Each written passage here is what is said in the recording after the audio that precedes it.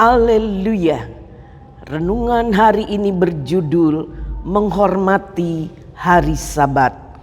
Yesaya 58 ayat 13 dan 14 berkata, apabila engkau tidak menginjak-injak hukum Sabat dan tidak melakukan urusanmu pada hari kudusku, apabila engkau menyebutkan hari Sabat hari kenikmatan dan hari kudus Tuhan, hari yang mulia, apabila engkau menghormatinya dengan tidak menjalankan segala acaramu dan dengan tidak mengurus urusanmu atau berkata omong kosong, maka engkau akan bersenang-senang karena Tuhan, dan aku akan membuat engkau melintasi puncak bukit-bukit di bumi dengan kendaraan kemenangan.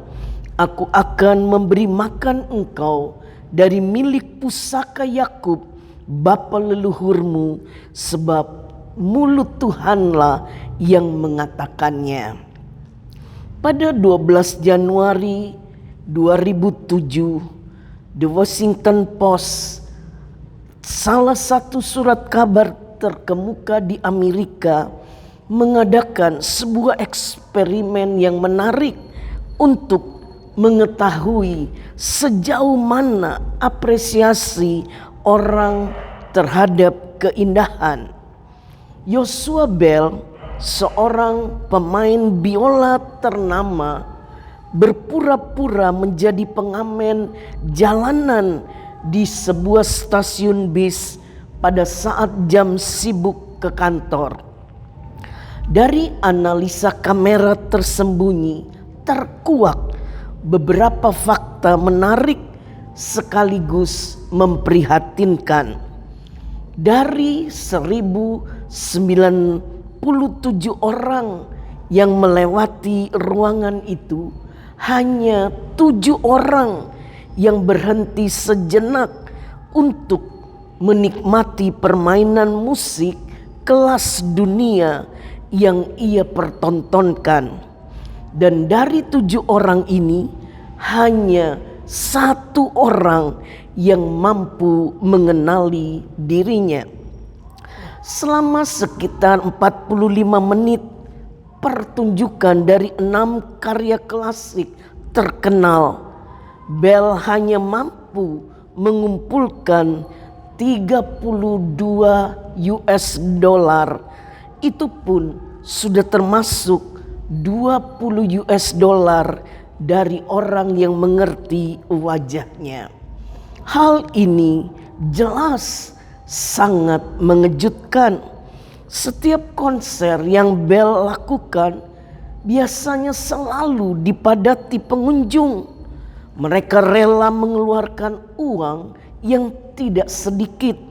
Mereka pun mau mengatur waktu untuk menonton konser dan mengorbankan kegiatan yang lain. Berbeda dengan para penonton konser yang memahami keindahan musik, ratusan orang di stasiun bis itu tidak bisa menghargai keindahan. Mereka terlalu sibuk dengan kehidupan mereka sendiri. Begitu pula sikap sebagian orang Kristen terhadap hari Sabat. Keindahan Tuhan yang kita alami dalam ibadah seolah-olah menjadi begitu murah. Tidak banyak yang merelakan waktu secara khusus untuk hari Sabat. Bahkan sebagian orang Kristen merasa terganggu dan terbebani dengan perintah ini. Bagi mereka yang suka bekerja keras tanpa batas, Sabat dianggap sebagai penghalang untuk mendapatkan keuntungan materi yang lebih besar. Bagi mereka yang ingin beristirahat dari rutinitas kerja, Sabat dipandang sebagai halangan untuk beristirahat lebih lama. Semua sikap ini muncul karena ketidaktahuan tentang Sabat. Sabat berbicara tentang kenikmatan, bukan beban dan gangguan.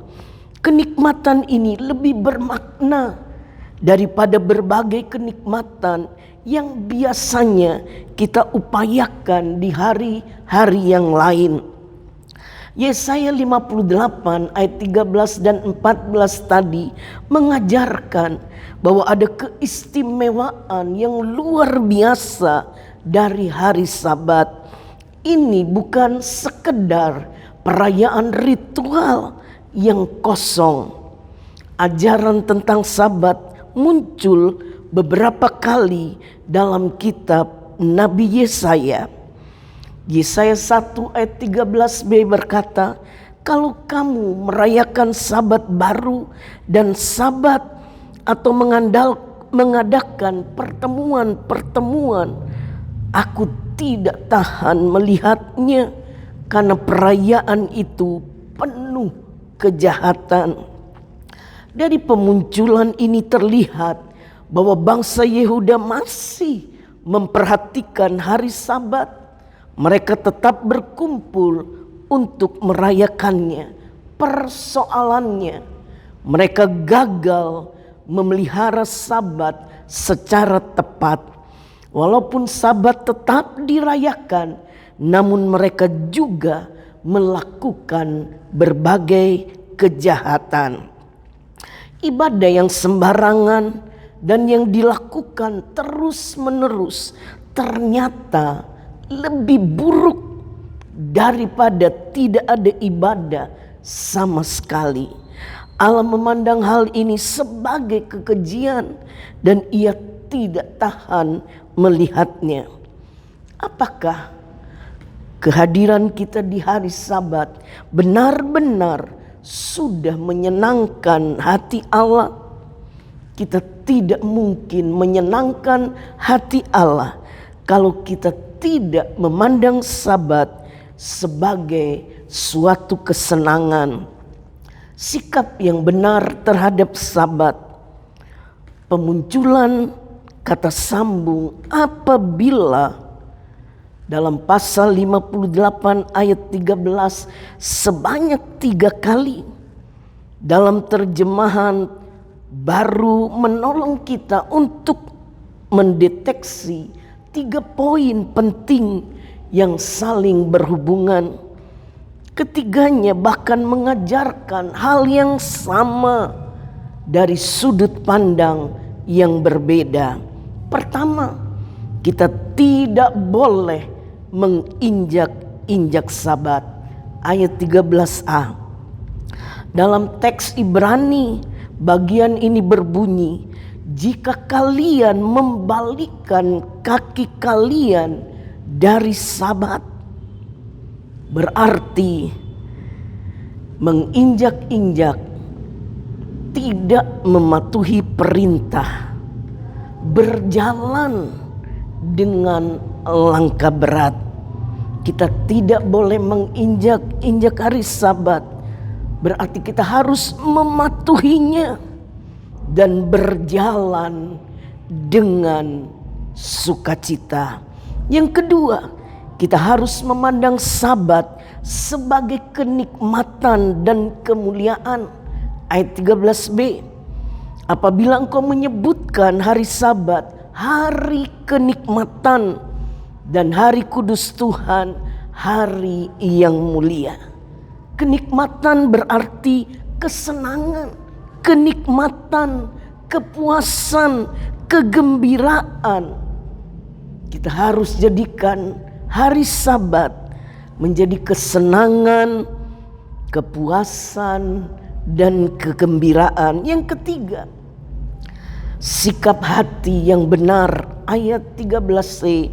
Apabila engkau menghormatinya dengan tidak menjalankan segala acaramu dan dengan tidak mengurus urusanmu atau berkata omong kosong.